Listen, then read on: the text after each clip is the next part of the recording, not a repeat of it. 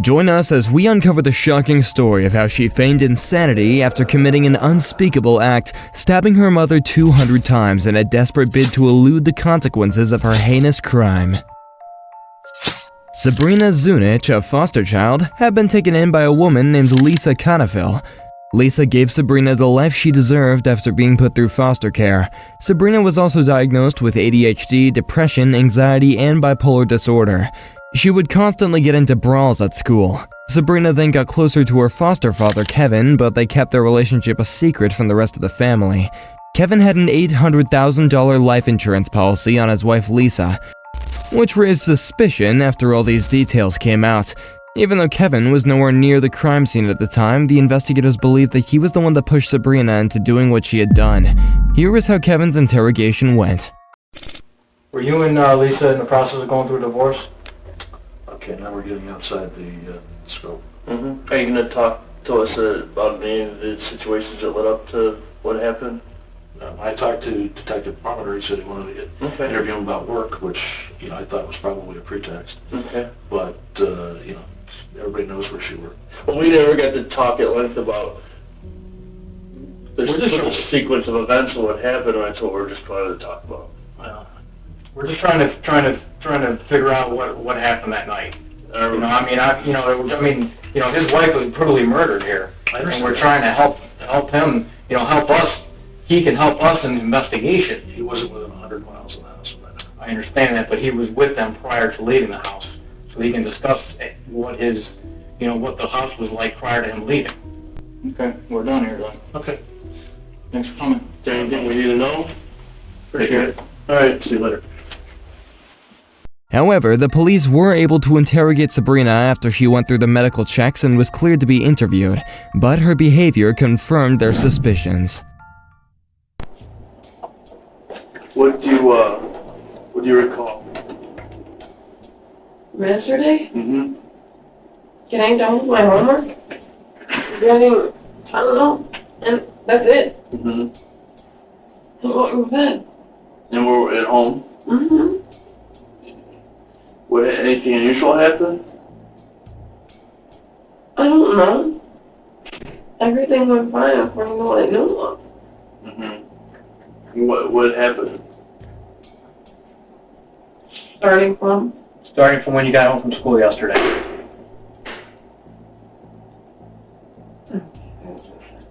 No. I got home, went to doing home. Then we had hamburger helper. And then I went back to doing my homework. Stayed doing my homework for like 1. When I was, no, it was like 12. When upstairs, tried to go to sleep. I couldn't go to sleep, so I went to go get some Advil. I didn't go home. Because my head hurts, because I have really bad headaches. I don't really feel like it. And after that, Where did you take ibuprofen from? in Lisa and Kevin's bathroom, that's Where? where it's held. Kevin and Lisa's bedroom, that's where it's held. Was Lisa still awake? I don't know. I just remember going in there, having the bottle, starting to shake it to get the meds, and then it was gone from there. Thank you. Do you remember what the bottle said? Ibuprofen. Ibuprofen? Wait, there was orange around it. Okay. Are you allowed in the bathroom? Really? To get Advil or something like that. I call it up though. It's alright, ibuprofen. Other than that, no. Not unless they're there or, we're told to. So what did Lisa say to you then, when she saw you in there? I don't know. I don't know if You didn't hear hers? No. I don't remember anything at that point on. What do you remember? Everything except Were you taking any illegal narcotics yesterday? no. I don't do drugs. You don't do drugs? When was the last time you did drugs? 3.5 years ago. 3.5 years ago? Okay. You have not had any illegal drugs since then? Okay. You were at home all night yesterday? Okay. After you ate dinner, did you have this opportunity to say goodbye to Kevin? I was at the computer desk. You're at the computer I desk? don't know if I went to the living room also because I was printing my bracelet. I mean, I was in the living room, I was in the kitchen, and I was in the office. That's it. Excuse me. I mean, I believe so, yeah, he just said bye, because he always says bye to everybody. Okay. Then we either say bye, Chabella, Billy kisses him. Well, Okay. You had an argument or anything with Lisa last night? No. No? everything was fine. Everything's fine? No. Okay. Have you had these type of issues in the past where you just don't remember things? I'm not positive. I mean, I know I was in other group homes. When I was in a fight with other people, I blacked out. You mentioned you've had at your group home incidences where you blacked out. Have those been physical? What do you mean? Like, did you get in fights? People? Yeah, but it wasn't me hitting them. Mm-hmm. If I get a blow to the head, I'm gone. Mm-hmm. That's probably my head. Have you hit people before in that room? And I remembered it? Like, in the blackout? Yes. But not, I don't sword fights. Mm-hmm. Ever since my first group home, I was 14. I stopped fighting ever since then. What do you think happened to your hands? I don't know. I was saying that I'm being charged with homicide. Well, we're investigating that. Yeah. I remember. Pretty sure you do. Yeah. And then, Remember what you were doing prior to getting to the ambulance? no, In Lisa's room? getting meds. My eye. Sabrina is clearly trying to play the oblivious card, but these detectives are smarter than she thinks. What she does next is complete insanity. How do you get along with Kevin? Kevin and me are cool. Mm-hmm. I mean, he's more the one that helps me out. Mm-hmm. Because this is Megan to deal with. Megan has mental instabilities herself. Okay. And so we made agreements a long time ago that if I need anything, that I could go to Kevin. Mm-hmm. And if it was major that she needed to be involved in, then he would ask, but not to be concerned about small things. Mm-hmm. Because it's already stretching her out. It's her job, and Haley, and Megan. How about with Lisa? How you dealing with her? Me and Lisa have never been the best. Mm-hmm. I mean, I've never tried to hurt her, never had any thoughts of hurting her. Yeah, it's been emotional and mental abuse from her to me. Mm-hmm. She put her hands on me, not fighting, Mm-hmm. but restraining me so I wouldn't give an iPod to her. And I don't know. She never seemed to like me, and she's been wanting me out of the house. Mm-hmm. What are your thoughts on that she is not alive? Maybe you didn't understand, that's what we're talking to you about. She didn't kill me. Mm-hmm. This is dead.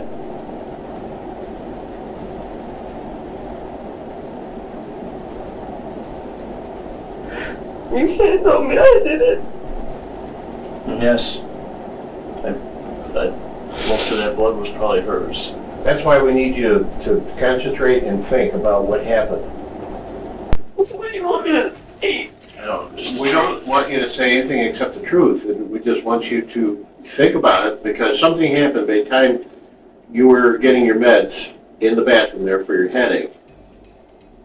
And then one of our police officers arriving. So something happened in between that time, and we're just trying to get to the truth of that and find out what happened. I don't know. Under arrest. Lisa's dead, and it appears that you're responsible for that at this time. So that's what the charge is going to be. But at that point, you're going to spend a weekend in jail, the county jail. We're not going to stay here all weekend. All right? And you'll have a court hearing probably on Monday. And at that time, they'll look to see if you have a bond and what to do. All right? For you. Shortly after that, Sabrina was transferred to the county jail where she spent quite some time thinking about what she had done. Meanwhile, Kevin had received the life insurance payment from his deceased wife and had gone on a spending spree. He had to pay off his house, and then he bought another house in Florida. He also bought multiple cars and decided to take flying lessons. Sabrina had gotten word of this and slowly started to realize that Kevin was no longer interested in her. She then decided to testify against him in August 2013. Sabrina mentioned that Kevin had manipulated her and told her that he loved her, not as a daughter but as a partner, then convinced her to murder his wife. Basically, he convinced me that I wouldn't get caught. We'd pretend like nothing happened. We wouldn't know a robber broke in, make it seem like, tumble the jewelry box and leave the door open, hide the knife, or it was supposed to be a gun. We were supposed to go to a shooting range the weekend of what happened. But Lisa got mad when he told her because she wanted to go along. You don't spend any more time with me. You're spending too much time with her. And so that didn't happen because it happened before. If I went to the shooting range and know how to use a gun, then it would have happened with a pistol that his uncle gave to him, wasn't registered in his name, couldn't be followed back to him. I was like, okay, well then just do it with a knife. And he was like, you want to get that up and close and personal? Like, you want to be that personal? So was your suggestion you use a knife instead of a gun? Correct. He had me convinced it was only going to be like 25 years and he would be there for me afterwards and that he would bail me out if it were that you got caught or anything. And I told him, look, you do know I'm risking my whole life, everything that I've done, getting my high school diploma, being able to do everything that I was planning on doing in life. And he was like, well, this is all on you. I had full trust in him. I don't know, and I don't trust people. I've never been in love before, and so I don't want to say that's what I blame it on, but that's the only thing I could think of that would completely blind me from all the hints that were dropped, all the, what are you doing, is this not wrong type thing. Because before, I was a manipulator, and I was beat at my own game. That doesn't happen. I was blinded. From getting the life insurance that he had on her, $750 some, and we would either get a new house, sell the one we had, pay off the trailer or the cars, whatever, and then either get a house or build a new one. It was all planned out. Me and you will have a perfect relationship. Haley can be raised the way she needed to be. Me and you would have a perfect house, and you'd have everything you'd want. You'd go to college. It was all going to be a perfect lifestyle. So what made you decide to tell us about it? Because for some reason, I'm religious and the truth prevails. And for me to go down for this when I wasn't the only one involved, it didn't seem right. And when you start thinking with your head and not your heart, you realize if somebody loved you, they wouldn't let you go down like that. When Sabrina finally spoke up, Kevin was later indicted and arrested. He had been brought in for questioning, and this is what he had to say. We would like to know your side of the story on this and what happened. Let's start at the beginning, Kevin. When did Sabrina come into the house, and how did that all unfold that you became the caretaker? You and Lisa. Better start listening. She better not be smoking. I laid it on the line from her, to her from the get-go, telling her that what we were willing to do to help her, as long as she followed the program, she was more than welcome to stay in her house, even after she was out of care, as long as she stayed in school and followed the program. But then I also told her, I said, as I do with my kids, if you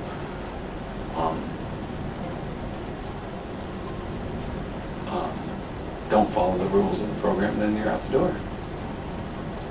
And how did she take that conversation?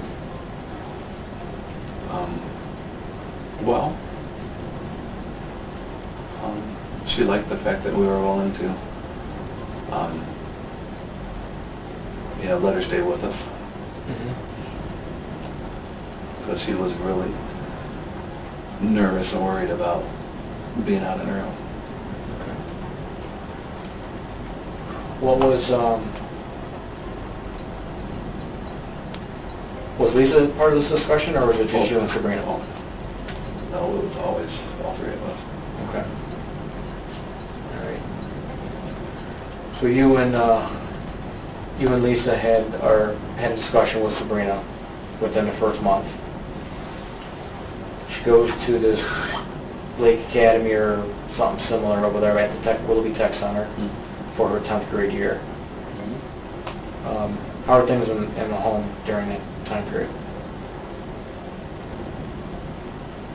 Like, do you need to talk to Sabrina anymore? On and off. On and off? Okay. And how was she during Christmas?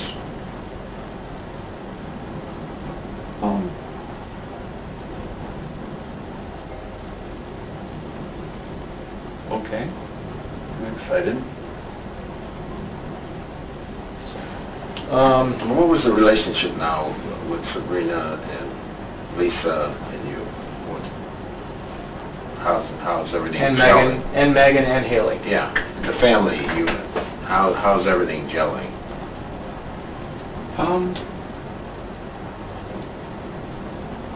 Had its good days and had its bad days. Tell us about the good days. The good days, everything went smooth. There was no problems. Kids did what they needed to do. Harmony in the home. Yeah. Tell us about the bad days. Bad days. You just started out with Megan and Sabrina getting into it. Or Sabrina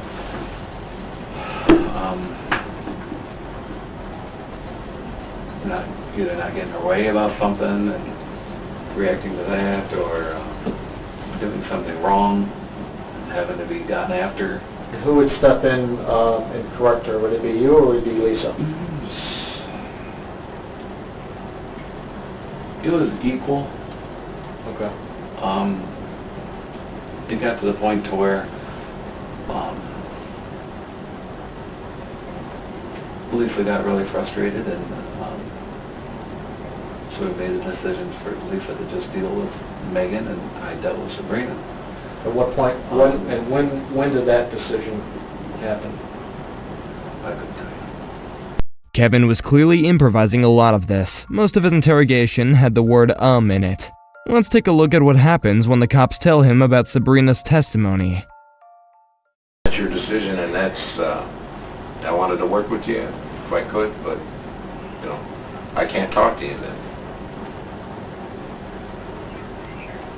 So you're at the Y in the road. You have to make a decision, But I thought we had a good conversation going. Your choice to make, Kevin. We do. It's So you just have to let us know what your decision is.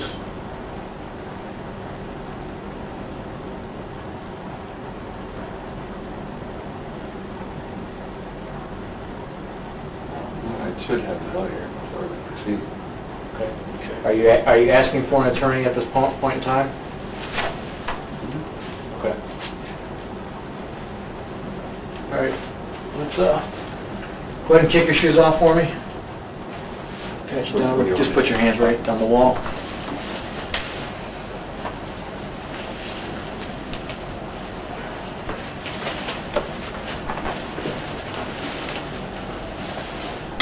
All right, come with me.